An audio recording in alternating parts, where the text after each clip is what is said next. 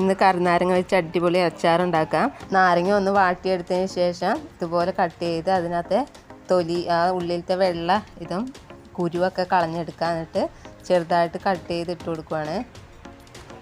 ഇനി കട്ട് ചെയ്തതിനകത്തേക്ക് ഉപ്പ് ഇട്ടിട്ട് ഒരു രാത്രി ഫുള്ള് വെച്ചിട്ടുണ്ട്.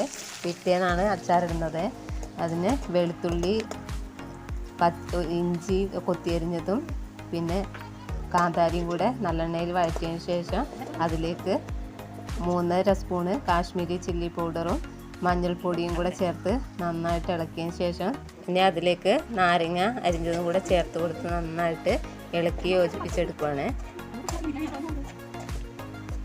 അങ്ങനെ ഇത് നന്നായിട്ട് മിക്സ് ചെയ്തെടുത്തിട്ടുണ്ട്. ഇനി അതിലേക്ക് അല്പം ഉപ്പ് കുറവായിരുന്നു, അതുകൊണ്ട് ഉപ്പും കൂടെ ചേർത്ത് പിന്നെ പഞ്ചസാര ചേർത്ത് കൊടുത്തിട്ടുണ്ട്. അല്പം കായപ്പൊടിയും കൂടെ ചേർത്ത് നന്നായിട്ട് മിക്സ് ചെയ്തതിന് ശേഷം ലാസ്റ്റായിട്ട് കടുകും ഉലുവയും കൂടെ വറുത്ത് പൊടിച്ചതും കൂടെ ചേർത്തെടുത്തിട്ടുണ്ട്. ഇതാ ഇപ്പോൾ അടിപൊളി അച്ചാർ തയ്യാറായിട്ടുണ്ട്. അപ്പോൾ ഇന്നത്തെ റെസിപ്പി ഇഷ്ടമായി സപ്പോർട്ട്